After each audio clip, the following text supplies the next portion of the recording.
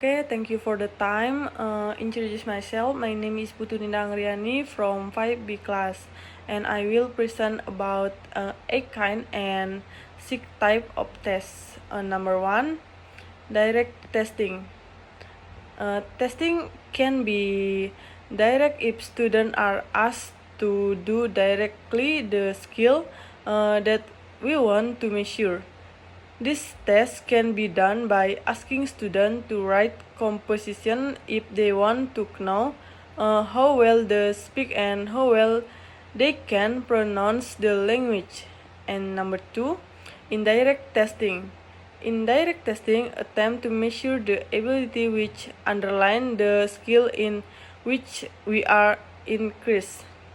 We test pronunciation ability by asking students to identify pairs of words which rhyme of each other. And number 3, objective testing. It doesn't require judgment on the part of the score because scoring here is objective.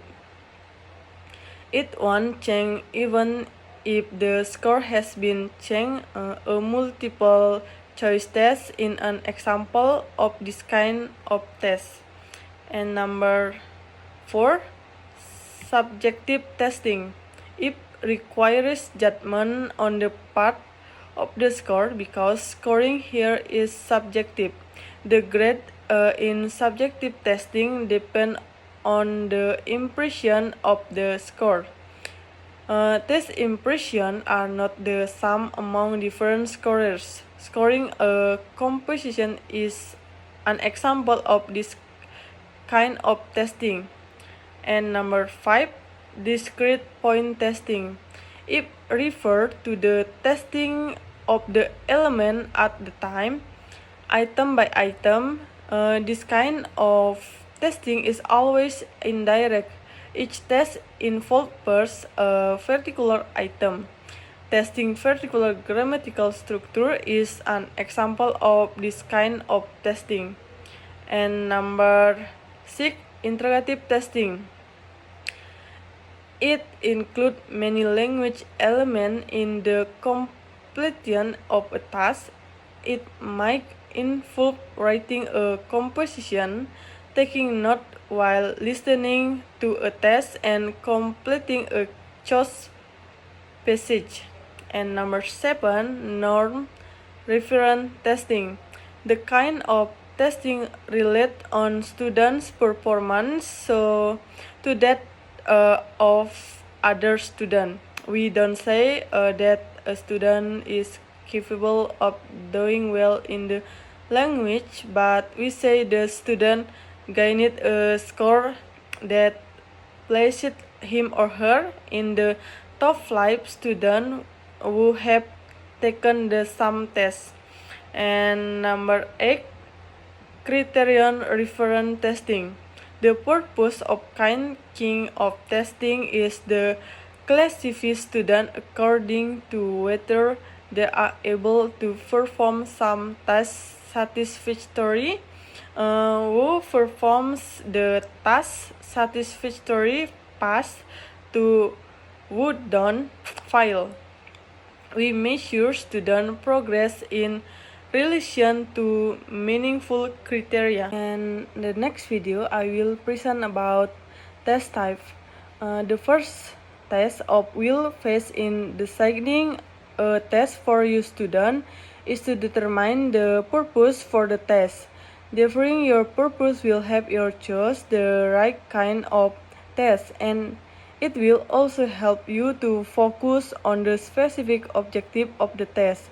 We will look first at two test types that you will probably not have many opportunities to create as a classroom teacher: language aptitude test and language proficiency test.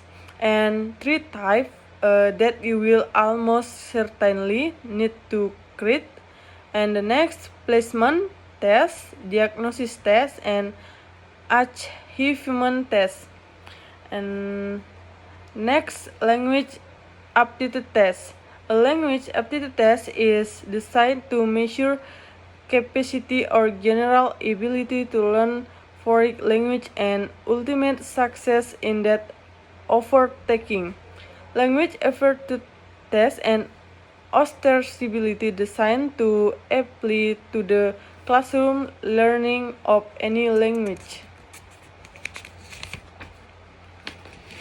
And the next about proficiency test. A proficiency test is not limited to any one course, curriculum, or single skill in the language.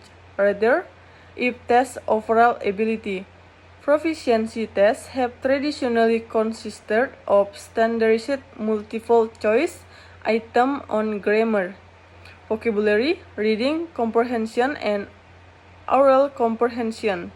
Sometimes a sample of writing is added, and more recent tests also include oral production performance. As noted in the previous chapter, such tests often have contents validity weakness, but several decades of construct validation research have brought use much closer to constructing successful communicative proficiency text. And the typical example of a standardized proficiency text is the text of English as a foreign language product by the Educational Testing Service. And a key issue in testing proficiency is how the construct of language ability are specified. And the next, placement test. Certain proficiency tests can add to the role of placement test, the purpose of which is to place a student into a particular level or section of a language curriculum or school. A placement test usually, but not always, include a sampling of the material to be covered in the various courses in a curriculum. A student performance on the test should indicate the point at which the student will find math neither too easy nor too difficult but appropriately challenging. And the next about diagnostic test. A diagnostic test is a designed to diagnose specific aspect of language. A test in pronunciation, for example, may diagnose the phonological features of English that are difficult for learners and should therefore be formed part of a curriculum. Usually, such tests of a checklist of features for the administrator, often the teacher, to use in pinpointing difficult. A writing diagnostic would elicit a writing sample from students that would allow the teacher to identify those rhetorical and linguistic features on which the course needed to focus special attention. And the next about achievement test. An achievement test is related directly to classroom lesson, unit, or even a total curriculum. Achievement tests are or should be limited to particular material addressed in a curriculum within a particular time frame and are offered after a course has focused on the objective in question. Achievement tests can also serve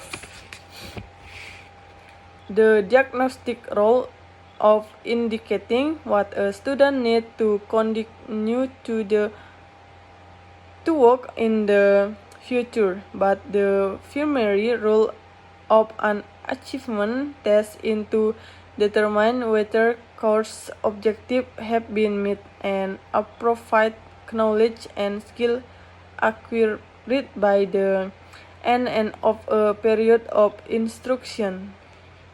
Okay, thank you for the time, and I close with Parama Santi. Om Santi Santi Santi Om.